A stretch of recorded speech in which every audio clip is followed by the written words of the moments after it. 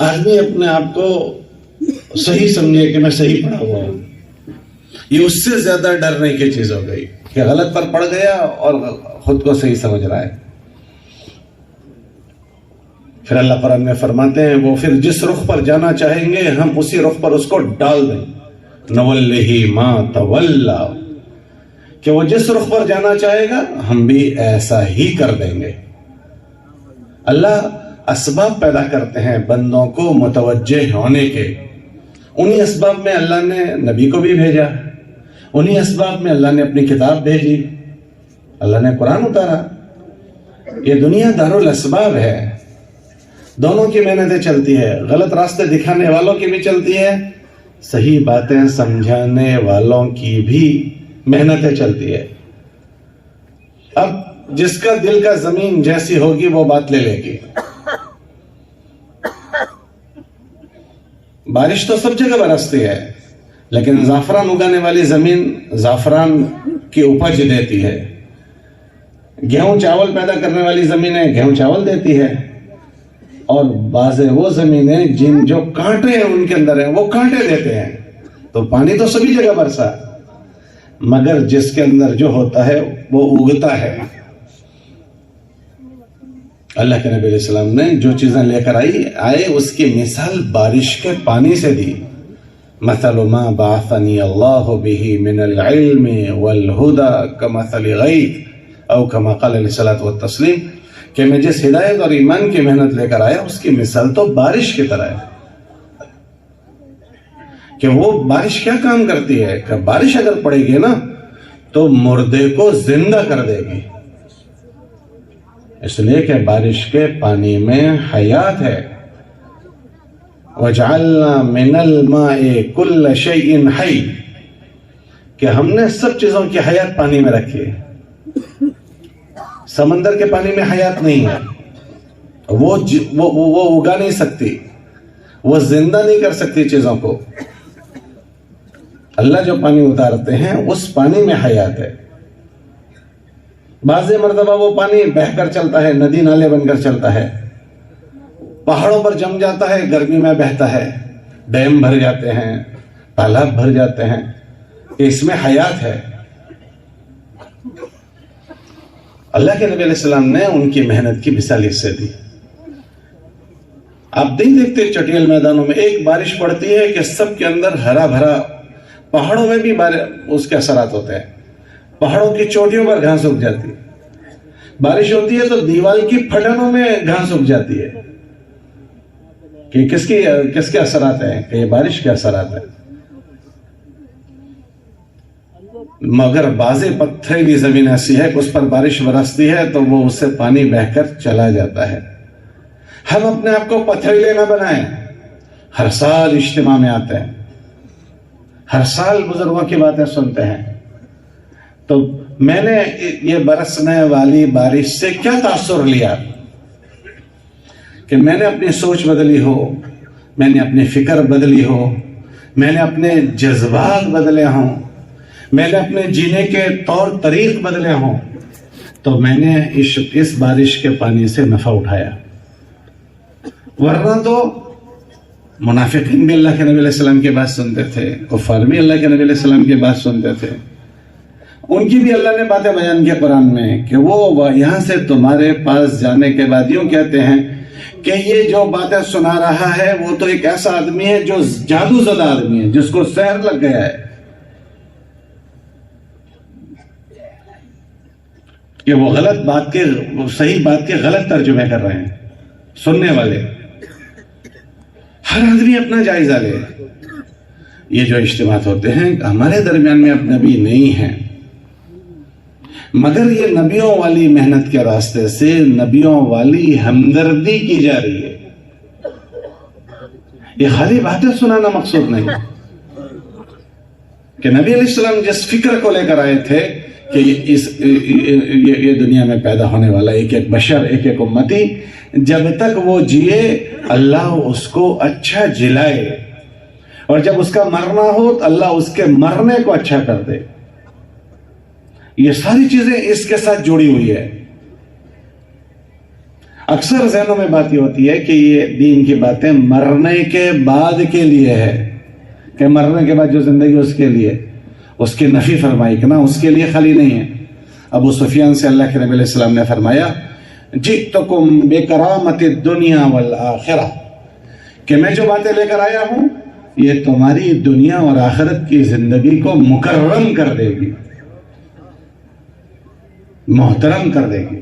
بکرامت الدنیا والآخرہ، خالی آخرت کی بات نہیں ہے کہ یہ جو چیزیں اللہ کے نبی لے کر آئے ہیں وہ جینا سکھا دے گی، جینا۔ ہمیں جینے کا نہیں پتا ہے۔ اللہ قرآن میں فرماتے ہیں کہ انسانوں کو ہم نے جاہل پیدا کیا ہے، انہیں جینا نہیں آتا، انہیں سیکھنا پڑے گا۔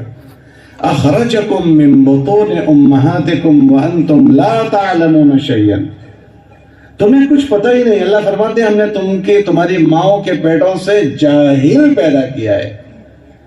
لا تعلمون شیئا، اللہ نے جھاڑو پھیر دی کہ تمہیں کچھ پتہ ہی نہیں ہے۔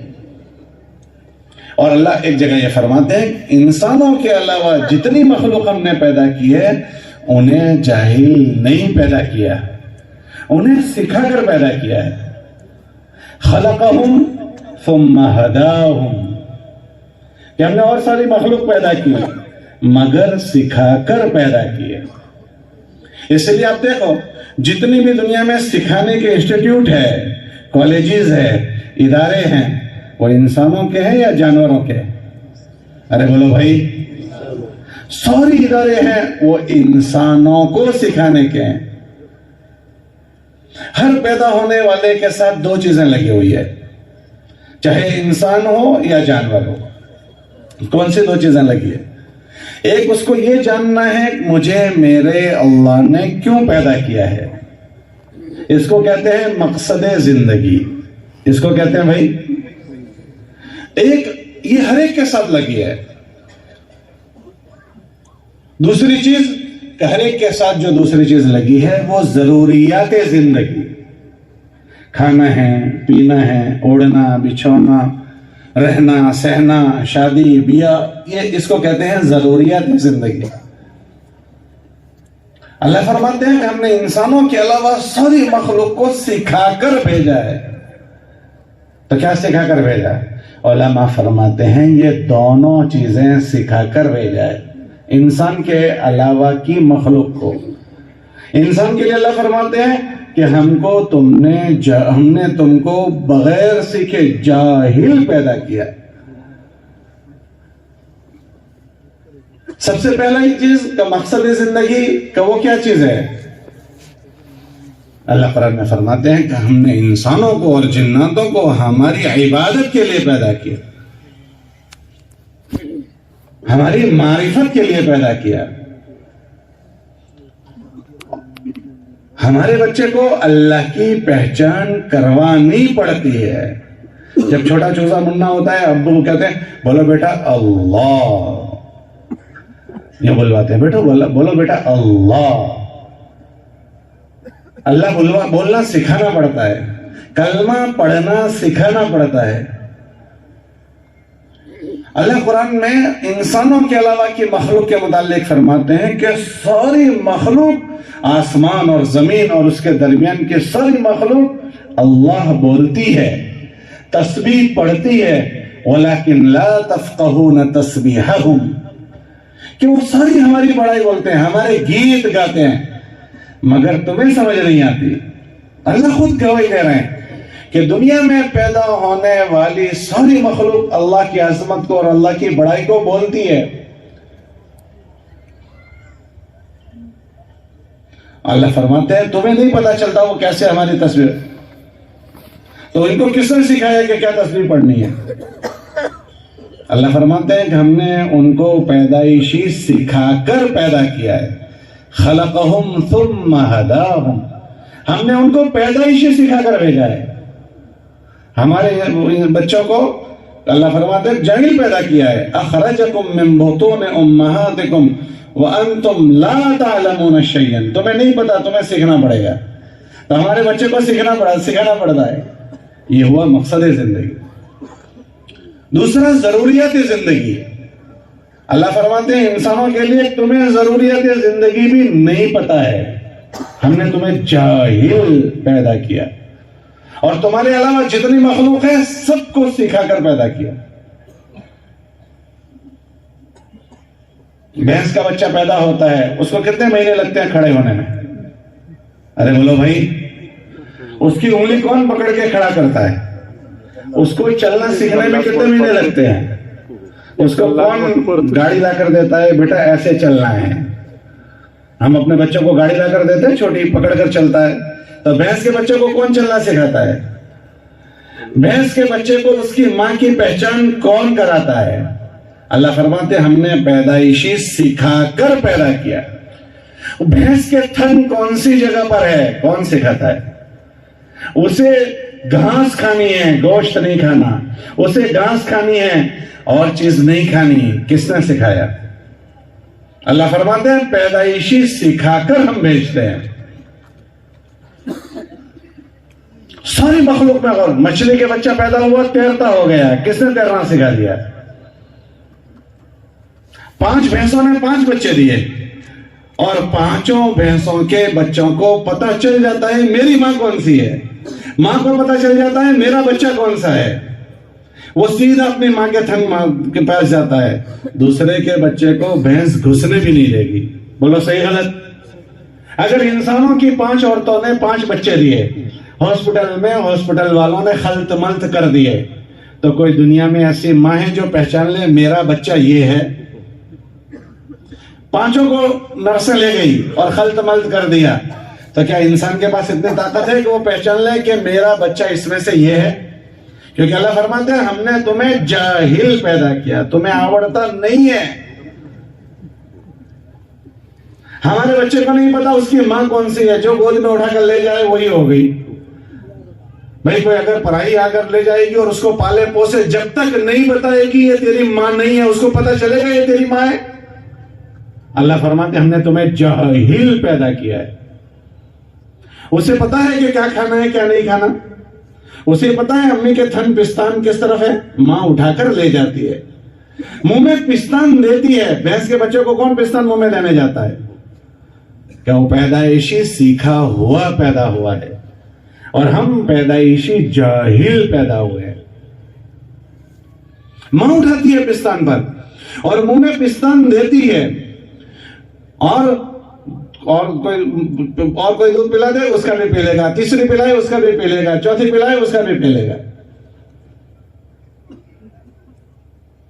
پھر جب کھاتا ہو گیا جسے نہیں پتا کیا کھانا ہے. شیر کے بچے کو پتا ہے کہ گوشت کھانا ہے, اس کو 3 دن کا فاقہ ہو گیا. کسی نے جا کر اس کو گھاس رکھ دی کہ بھائی 3 دن سے تو بھوکا ہے, گھاس کھا لے. وہ کھائے گا گھاس؟ کہ 3 دن کا فاقہ ہے, بھوکے مر جائے گا مگر گھاس نہیں کھائے گا, کیونکہ وہ جانتا ہے مجھے یہ, ارے بولو بھائی, نہیں کھانا ہے. اور انسان کے بچے کو نہیں پتا مجھے کیا کھانا ہے, دھوپ مٹی پہ بیٹھے گا تو کیا کھائے گا؟ ارے بولو بھائی. اور ہاتھ میں سلیٹ پہنائے گی تو کیا منہ میں ڈالے گا, اور چوک ہاتھ میں آئے گا تو چوک کھا لے گا. پیسے امی واپرنے کے لیے دے گی, پیسے کا سکہ ہاتھ میں آ گیا, وہ کہاں ڈالے گا؟ وہ کیونکہ اس کو پتا ہے کہ مجھے کیا کھانا ہے کیا نہیں کھانا. کا پیدائشی جاہل پیدا ہوا, اسے نہیں پتا مجھے کیا کھانا ہے. ٹٹی کرے گا ٹٹی والا ہاتھ منہ میں ڈال دے گا, پیشاب کرے گا پیشاب والا ہاتھ منہ میں ڈال دے گا. کوئی جانور ایسا کرتا ہے؟ کیوں نہیں کرتا؟ اللہ فرماتے ہیں ہم نے سکھا کر پیدا کیا ہے. کیسا پیدا کیا بولو؟ اور ہمیں اللہ کیا فرماتے ہیں تم کو کیسا پیدا کیا؟ ارے بولو بھائی. اللہ فرماتے ہیں ہم نے تمہیں جاہل پیدا کیا ہے. 5 مرغیوں نے 15 بچے دیے, سب ایک ساتھ کھیلتے ہیں, لیکن ایک دم چیل آئی اور ایک چیل نے ایک آواز لگائی اپنے بچوں کو بلانے کی, تو جس چیل کی آواز لگے گی اس کے بچے کہاں جائیں گے؟ ارے بولو بھائی, اس کے پروں کے نیچے. کیسے پتا چلا کہ امی بلا رہی ہے؟ اللہ فرماتے ہیں ہم نے سکھا کر بھیجا ہے. ان مرغی کے بچوں کو پتا ہے کہ ہم کو دانے ہی کھانے ہیں, کنکر نہیں کھانے, ہم کو گوشت نہیں کھانا, ہم کو دانے ہی کھانے ہیں, ہم کو گھاس نہیں کھانا. اور زندگی بھر جو اللہ نے ان کو سکھایا اس کے خلاف کبھی نہیں کرتے. اور مانس کا بچہ جانتا نہیں, پھر اللہ نے سکھایا تو پھر الٹا کرے گا. یہ جتنے شوگر والے ہیں جب دسترخوان پر بیٹھتے ہیں تو ڈاکٹر صاحب نے کہا میٹھا نہیں کھانا، وہ میٹھا کھائیں گے اور کہیں گے ایک گولی زیادہ کھا لیں گے. بولا ایسا کرتے نہیں کرتے؟ اللہ نے منع کیا بھائی خودو حذرکم، احتیاط کی چیز پکڑ کر رکھو. مگر وہ کھا لے گا اور پھر کیا کہے گا؟ ارے بولو کیا کہتا ہے؟ یہ ہم سب کو اپنے دماغوں میں بٹھانا ہے.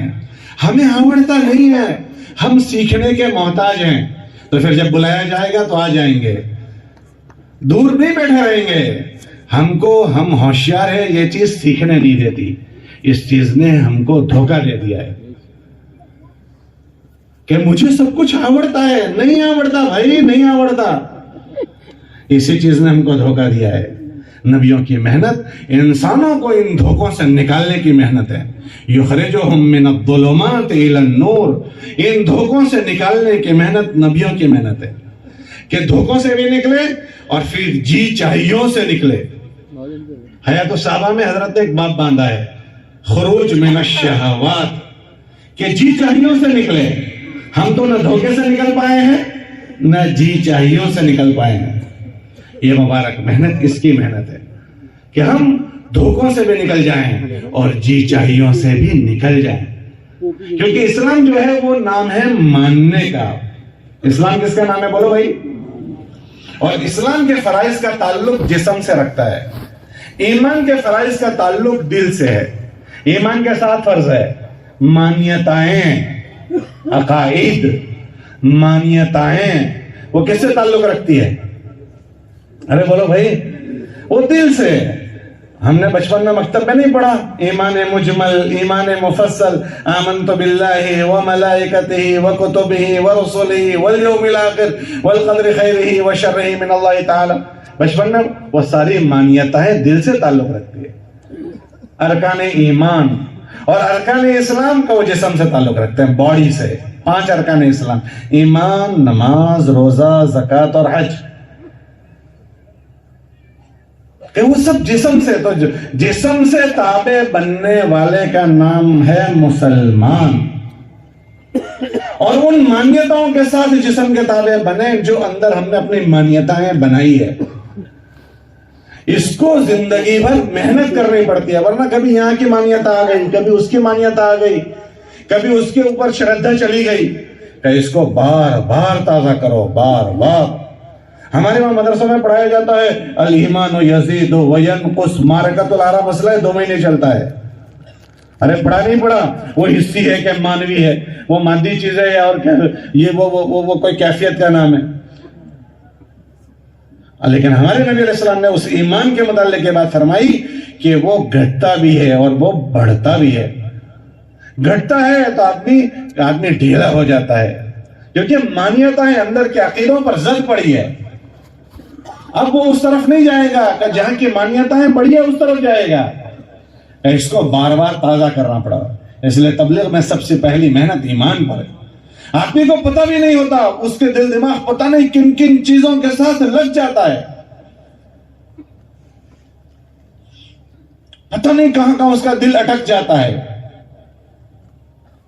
اسے پتہ بھی نہیں ہوتا.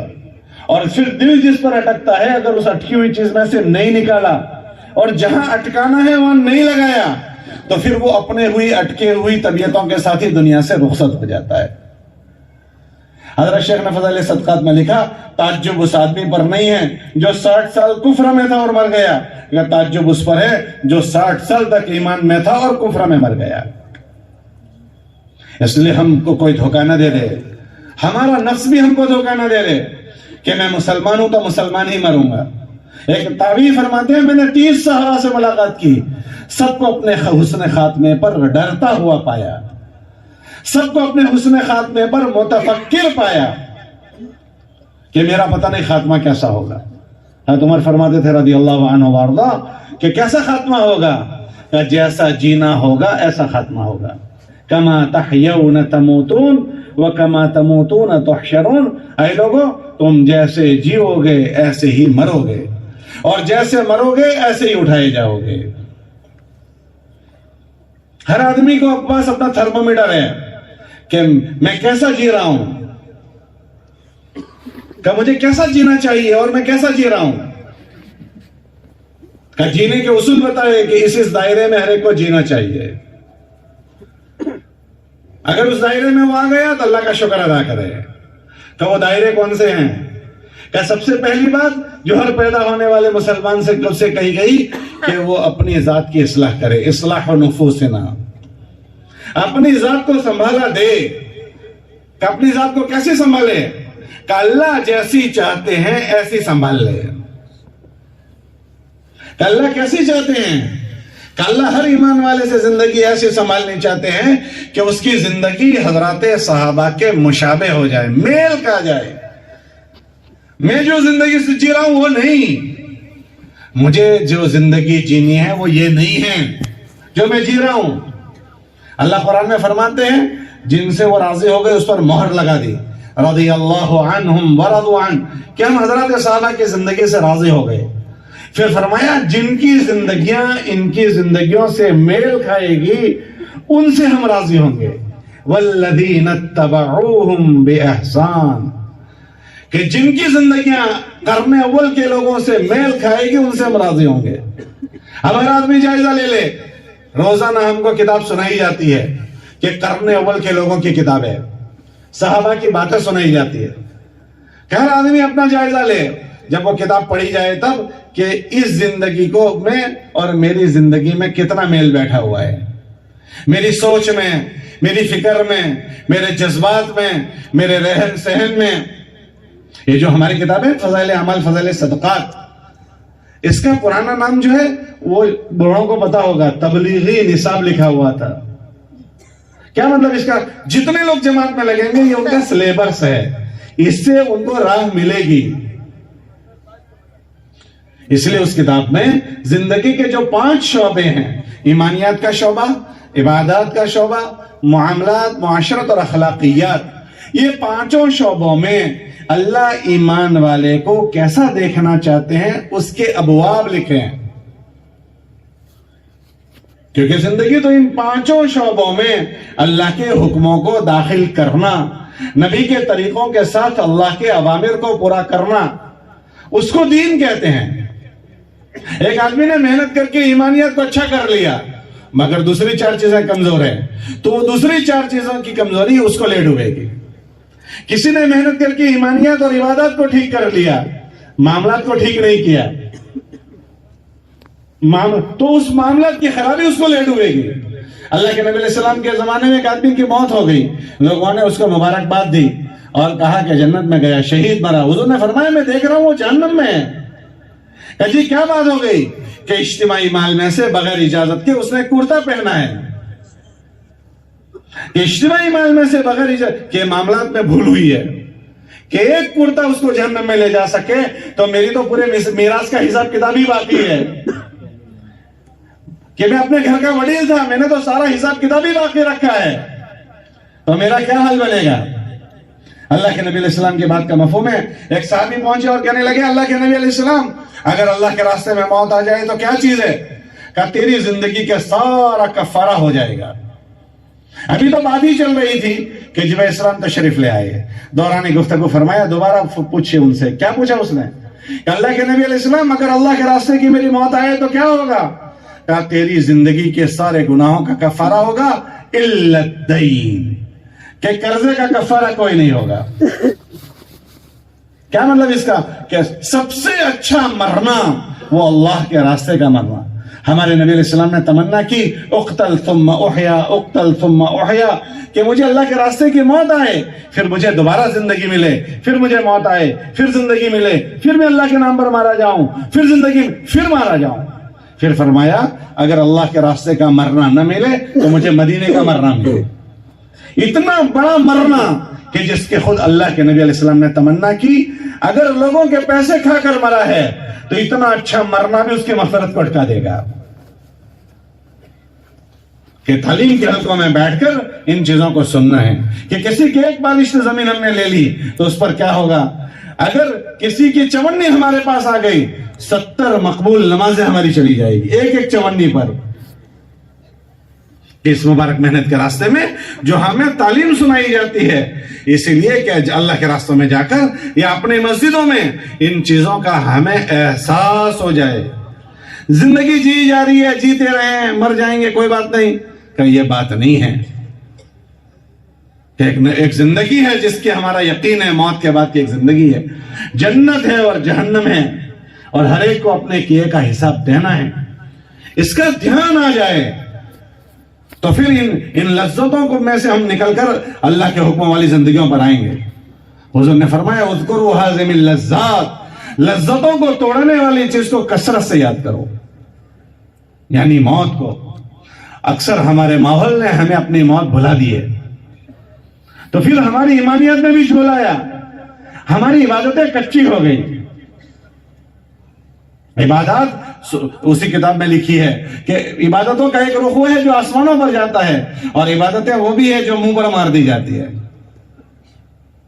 کتابوں میں آتا ہے کہ خشوع کے نفاق سے اللہ سے ڈرو، خشوع کے نفاق۔ بھائی خشوع کا نفاق کیا چیز ہے؟ کہ نماز پڑھ رہا ہے تو پورا محسوس ہو رہا ہے کہ خشوع خضوع سے پڑھ رہا ہے، پتا چلا پوری نماز میں ایک مرتبہ بھی اللہ یاد نہیں آیا۔ ابھی ہم سب اپنا جائزہ لے لیں، مغرب کی 3 رکعت پڑھی تو کیا ایک مرتبہ بھی مجھے اللہ یاد آیا ہے نماز میں؟ میری نماز کیسی ہے؟ اس کو کہتے ہیں خشوع کا نفاق، کہ پورے خشوع سے کھڑے ہیں اور اللہ کہیں بھی نہیں ہے۔ اس پر ہم سوچیں کہ مجھے اپنے اوپر کتنی محنت کرنی ہے میری نماز پر، میری عبادتوں پر۔ ہمارے اعمال ریا سے زخمی ہیں، ہمارے اعمال سمعہ سے زخمی ہیں۔ اب تو تصویر بنانے کا زمانہ آ گیا، ایک کیلا کسی کو ہدیہ دیتا ہے تو بھی ویڈیو بناتا ہے، اس پر نام لکھواتا ہے فلاں سے۔ بھائی اللہ کے لیے ہے تو یوں حکم ہے کہ داہنے ہاتھ سے دو تو بائیں کو بھی پتہ نہ چلے وہ کہاں چلا گیا۔ نیت فوراً خراب ہو جاتی ہے، کوئی مسافہ کرے تو نیت خراب ہو جائے، کوئی کرسی پر بیٹھے تو نیت خراب ہو جائے۔ اس لیے ہمارے وہاں 5واں نمبر ہے تصحیح نیت کا۔ بار بار نیتوں کو ٹھیک کرنا پڑے گا۔ ان کتابوں میں کیا ہے؟ ان کتابوں میں یہ باتیں ہم کو سنائی جاتی ہے کہ اس میں ایمانیات کا دین سب سے پہلے ایمان، صحابہ کی اللہ کے ساتھ کا کیا تعلق تھا، اللہ کے نبی علیہ السلام کے ساتھ کیا تعلق تھا، اپنے دین کے ساتھ ان کا کیا تعلق تھا، وہ سنایا جاتا ہے۔ اللہ کے ساتھ کے تعلقات 12 ابواب ہیں ہدایت صحابہ میں، کہ اپنی جانوں کو کیسے قربان کیا گیا اللہ کے اوامر پر، وہ سنایا گیا۔ اللہ کے مقابلے میں ساری چیزیں کیسی ہلکی لگنے لگی، وہ سنایا گیا۔ پھر عبادات کے 5 ارکان، ایمان، نماز، روزہ، زکوٰۃ، اس کی تعلیم ہے کہ وہ کیسے عمل ہوں گے تو آسمانوں پر جائیں گے، اور اگر ایسے نہیں ہوئے پھر اس عملوں کا کیا حل بنے گا، وہ اس میں لکھا ہوا ہے۔ پھر معاملات سنائے ہم کو، معاملات، حلال کیا ہے، حرام کیا ہے، حرام کا نوالا پیٹ میں چلا گیا تو کیا ہوگا۔ پھر معاشرت سنائی، رہن سہن، امی کے ساتھ کیا، امی کے حقوق، بیوی کے حقوق، بچوں کے حقوق، بھائی بہنوں کے حقوق، صلہ رحمی کیا ہے، پڑوسی کیا ہے، رشتہ داری کیا ہے۔ تھوڑی دیر تمہارے پاس کوئی آ کر بیٹھے اس کا تم پر کیا ہے کہ وہ صاحب بالجنب، کہ اس کے کیا حقوق ہے۔ اور پھر اس کے بعد اخلاقیات کو سنایا گیا کہ اگر یہ ساری چیزیں خوب کر کے گیا، اخلاقیات خراب ہیں، تو کل قیامت کے دن احد پہاڑ کے برابر نیکیاں لے کر آئے گا، لیکن بد اخلاقی کی وجہ سے لوگوں کو پریشان کیا ہوگا۔ ضربنی ھذا، شتمنی ھذا، اس نے گالی دی تھی، اس نے مارا تھا، تو وہ حقوق والے حقوق لینے آئیں گے کہ اللہ میاں یہ آدمی نے میرے ساتھ یہ کیا تھا، یہ کیا تھا۔ دنیا میں لوگ خاموش ہو جاتے ہیں کہ بھائی یہ بڑا آدمی ہے، یا یہ جھگڑالو آدمی ہے، یا یہ ایسا ہے، میں بے بس ہوں، اس کے سامنے وہ خاموش ہو جاتا ہے۔ اللہ کا عدل خاموش نہیں ہوگا۔ اللہ فرماتے ہیں کہ قیامت کا دن کہ وہ بدلے کے دن کا مالک ہے، کہ وہ بدلے کا دن ہے، مالک یوم الدین، کہ وہ بدلے کا دن ہے۔ اگر کسی سینگ والی بکری نے بغیر سینگ والی کو مارا ہے، اس کا بھی بدلہ دلوایا جائے گا۔ ان چیزوں کا دھیان ہماری زندگیوں میں آ جائے۔ یہ اجتماع بیان سننے کے لیے نہیں ہے، بیان سنانے کے لیے نہیں ہے۔ اس نبیوں والی محنت کے راستے سے ہم کو جو زندگی جینی ہے اس کی فکر ہمارے اندر آ جائے۔ اللہ نے قرآن میں اس دنیا کو دھوکے کی جگہ بتایا ہے، یہ دھوکے کی جگہ ہے۔ پھر فرمایا لا یغرنکم باللہ الغرور، یہ دھوکے میں ڈالنے والی دنیا تمہیں دھوکہ نہ دے دے۔ اس میں یہ نہیں کہا کہ فلاں فلاں کو دھوکہ ہوگا، اور یہ نہیں کہا فلاں فلاں اس میں سے باقات رہے گا، اس میں کوئی مختص نہیں اور اس سے کوئی مستثنا نہیں، ہر ایک اس کی لپیٹ میں آ سکتے ہیں، ہر ایک کو اپنے اوپر نگرانی کرنی پڑے گی۔ اس دنیا میں کوئی کسی کا نگران نہیں ہے، ہر ایک کو اپنی نگرانی کرنی پڑے گی۔ اللہ فرماتے ہیں دھوکہ دینے والی دنیا تمہیں دھوکہ نہ دے دے، لا یغرنکم الحیات الدنیا، یہ دنیاوی زندگی تمہیں دھوکہ نہ دے دے۔ کہیں فرمایا لا یغرنکم باللہ الغرور، کہ دھوکہ دینے والی دنیا تمہیں دھوکہ نہ دے دے۔ دکھ تو اس آدمی کا ہے کہ جو دھوکہ کھا گیا اور یہ سمجھ رہا ہے میں دھوکہ کھایا ہوا نہیں ہوں۔ یہ نبیوں کی محنت اس کی محنت ہے کہ سب سے پہلے ہر آدمی اپنے معاملے میں چوکن نہ ہو جائے، دھوکہ نہ کھائے۔ میں ایک اس زندگی پر ہوں جس کو میں جی رہا ہوں، اور ایک زندگی مجھے وہ جینی ہے جو مجھ سے میرا اللہ چاہتا ہے۔ اگر میں اس زندگی کی طرف جانے پر پڑ گیا تو میں جاگرت ہوں، میں سجاگ ہوں، میں چوکنا ہوں۔ اور اگر میں نے اپنا ایک روٹین کا شیڈیول بنا لیا ہے، روز صبح ہو کر یہ کرنا ہے، دوپہر میں یہ کرنا ہے، شام کو یہ کرنا ہے اور دن پورا کر دینا ہے، تو میں بیدار نہیں ہوں، میں جاگرت نہیں ہوں۔ حضرات صحابہ ذرا کیفیت بدل دیتی کہ فکر مند ہو جاتے تھے۔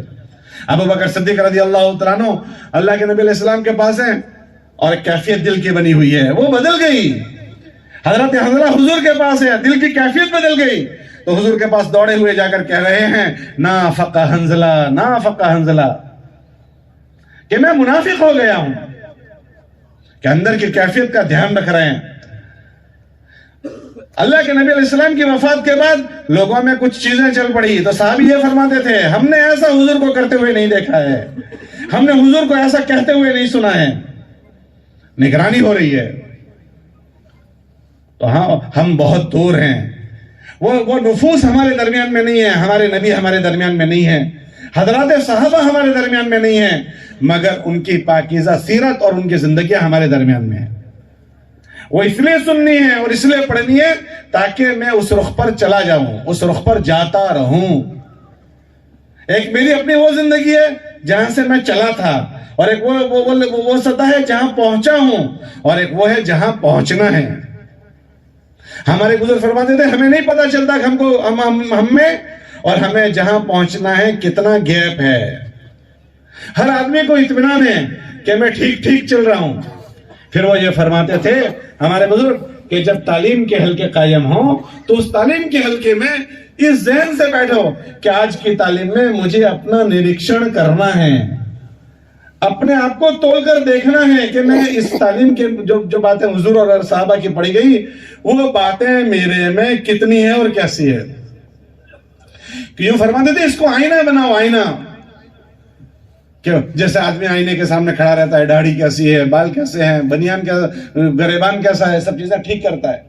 کہ ان تعلیم کے حلقوں میں اب جب بیٹھو تو اس کو سوچو کہ میرے اللہ نے جو مجھے زندگی چاہیے وہ تو اس کتاب میں پڑھی گئی ہے، اور میں کہاں ہوں تو پتا چلے گا میرے میں اور اس میں کتنا انتر ہے۔ کہ ہر ایمان والے کے ذمہ ہے کہ وہ فکر مند ہو جائے اپنی موت سے پہلے اور اس رخ پر پڑ جائے۔ سب سے پہلی بات یہ ہے ان 5 شعبوں میں اصلاح نفوسنا۔ پھر اس کے بعد دوسری جو ذمہ داری ہے ہر ایمان والے کے ذمہ وہ ہے وَالنَّصِيحَةُ لِإِخْوَانِنَا، اپنے ایک ایک ایمان والے کے متعلق ہمدرد بن جائے۔ اللہ کے نبی علیہ السلام نے فرمایا تم میں سے کوئی آدمی اس وقت تک مومن نہیں ہوگا جب تک اپنے بھائی کے لیے وہ چیز پسند نہ کریں جو اپنے لیے پسند کرتا ہے۔ لا يؤمن احدكم حتى يحب لاخيه ما يحب لنفسه۔ ایک روایت میں آیا کہ ایمان والوں کے لیے ایک جسم کے مانند ہے۔ ایک جگہ فرمایا ایک عمارت کی طرح ہے، یشد بعضه بعضا، جو ایک دوسرے کو یوں جوڑے ہوئے ہے۔ پھر اپنی انگلیوں کو انگلیوں میں ڈال کر فرمایا کہ اس طرح سے ایک دوسرے کے غم میں شریک ہے۔ فرمایا کہ اگر کسی جسم کے کسی عضو کو تکلیف ہوتی ہے پورا جسم اس کے لیے جاگتا ہے اور پورے جسم اس کا بخار محسوس کرتا ہے۔ کہ دنیا میں بسنے والے کے ایمان والے کے لیے میرے دل میں یہ دکھ آ جائے، یہ فکر ہم میں آ جائے کہ اس کا سب سے بڑا دکھ یہ ہے کہ وہ اللہ سے کٹا ہوا ہے، کہ اللہ سے کٹا ہوا ہے، اور اللہ کی ناراضگی یہ سب سے بڑی بری بات ہے کہ اللہ کا ناراض ہو جانا اس دھرتی پر سب سے خراب چیز ہے. اس بندے کے حالات کبھی اچھے نہیں ہو سکتے جس سے رب ناراض ہوں. اللہ کے نبی علیہ السلام جب مکہ سے مدینہ منورہ تشریف لے گئے تو جو خطبہ دیا اس خطبے میں یہ بات فرمائی کہ اے لوگوں اپنے معاملے کو اپنے اللہ کے ساتھ ٹھیک کر لو. اور یہ فرمایا جو اپنے معاملے کو اپنے اللہ کے ساتھ ٹھیک کرے گا اللہ اس کے حالات کو ٹھیک کرے گا. من اصلح ما بینہ وبین اللہ اصلح اللہ ما بینہ وبین خلقہ، کہ جس کا معاملہ اپنے اللہ کے ساتھ ٹھیک ہوگا اسی کا نظام بھی ٹھیک ہوگا.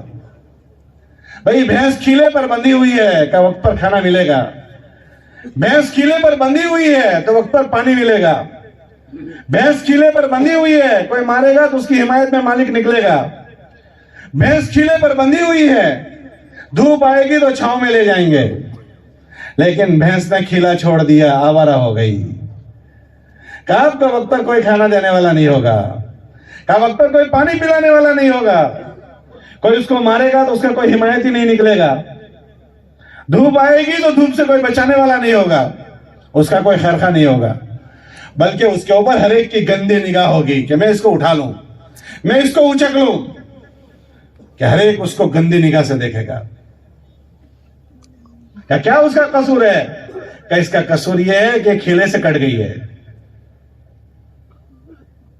کہ ایمان والے کا سب سے بڑا دنیا میں دکھ یہ ہے کہ اللہ کو بھول کر زندگی گزار رہا ہے. ایمان کے بعد سب سے بڑا فریضہ جو نماز کا ہے، ہم جائزہ لیں ابھی امت میں کتنے فیصد زندہ ہے. سب سے بڑا فریضہ نماز کا، ہر آدمی اپنی بستی کا جائزہ لے لے کہ اتنا بڑا فریضہ وہ ابھی امت میں 100% زندہ نہیں ہے. باقی فرائض کی تو نمبر 2 کی بات. پھر اس کے بعد عمومی مجمع کے معاملات کو دیکھ لیں، معاشرت کو دیکھ لیں. تھانوی رحمۃ اللہ علیہ فرماتے تھے کہ کسی درجے میں دیندار جو لوگ ہیں ان کی ایمانیات اور عبادت کسی درجے میں ٹھیک ہے، اور بہت اوپر کے درجے کے لوگوں کے کچھ معاملات اور معاشرت ٹھیک ہے، اور اخلاقیات میں تو 100 میں شاید کوئی نظر آتا ہو. کہ اگر ان حالات کے بعد اگر حالات ٹھیک نہیں کیے گئے تو اللہ کی تائید کیسے ہو جائے گی؟ اس لیے بات کہی گئی کہ ہر آدمی دوسرے کی خیرخواہی کرے، اور اس کی خیرخواہی یہ ہے کہ اس کو اپنے اللہ کے رب کی پہچان کروا دیں. یہ سب سے پہلا ہم میں سے ہر ایک کے اوپر حق بنتا ہے. اسی لیے آپ حضرات صحابہ اور انبیاء دیکھیں کہ سارے انبیاء خیرخواہی میں لوگوں کے پاس پھرے ہیں. سارے نبیوں کے ساتھ ہجرت لگی ہوئی ہے. آپ دیکھیں اکثر نبیوں کے ساتھ اللہ نے پیدا کہیں کیا، کام کرنے کے لیے وہ کہیں گئے. صحابہ حجۃ الوداع میں 1.25 لاکھ تھے، باقی تعداد 3 لاکھ سے زیادہ ان کی ہے. مکے اور مدینے میں 10,000 ہی دفن ہیں، باقی کا یہ خیرخواہی میں پھرے ہیں پوری دنیا میں. تو یہ تبلیغ کی محنت خالی برکت کی چیز نہیں ہے، یہ ثواب کی چیز نہیں ہے، یہ ایک امتی کی ذمہ داری کی چیز ہے. کل قیامت کے دن پتا چلے گا ذمہ داری پورا کرنے والوں کو اور اس سے غفلت کرنے والوں کا خیر خواہ بننا کہ ہماری ذمہ داری ہے. اور اس میں سب سے بڑی خیر خواہی گھر والوں کی کرنا. اللہ نے اپنے نبی سے فرمایا قوا انفسکم واہلیکم نارا، کہ اپنی خیر خواہی کرو کہ اپنے آپ کو جہنم کی آگ سے بچاؤ. اس ذات کا کیا حق ہے؟ کہ اس ذات کا حق یہ ہے کہ اس کو جہنم کی آگ سے بچایا جائے. کیا گھر والوں کا کیا حق ہے؟ کہ ان کے اوپر ایسی شفقت کی جائے کہ ان کو جہنم کی آگ سے بچایا جائے. تو گھر والوں کا یہ حق بنتا ہے. پھر اس کے بعد محلے والوں کا حق بنتا ہے. اللہ کے نبی علیہ السلام کو اللہ نے اپنے قرآن میں فرمایا اے نبی جی اپنی فکر کرو، او انفسکم، اپنی فکر کرو. پھر فرمایا اپنے گھر والوں کی فکر کرو، واہلیکم. پھر اس کے بعد کہ اپنے رشتہ داروں کی فکر کرو، وانذر عشیرتک الاقربین. پھر اس کے بعد اپنے مکے والوں کی فکر کرو، محلے والوں کی فکر کرو. مکہ چھوٹا ہی تھا. وَلِتُنذِرَ أُمَّ الْقُرَىٰ، مکے والوں کی فکر کرو. پھر اس کے بعد کہ مکے کے اطراف میں رہنے والوں کی فکر کرو، وَمَنْ حَوْلَهَا. پھر اس کے بعد کہ کَافَّةً لِلنَّاسِ بَشِيرًا وَنَذِيرًا، کہا ایک انسانیت کی فکر کرو، ساری انسانیت کی. کہ ہم ایمان والوں کے ذمہ دوسرے ذمہ داری ہے کہ خود ذات سے سنبھلتے ہوئے ایک ایک ایمان والے تک یہ پیغام پہنچانے کی ہماری فکر ہے. یہ مسئلہ چلوں کا نہیں ہے, مسئلہ چار مہینوں کا نہیں ہے.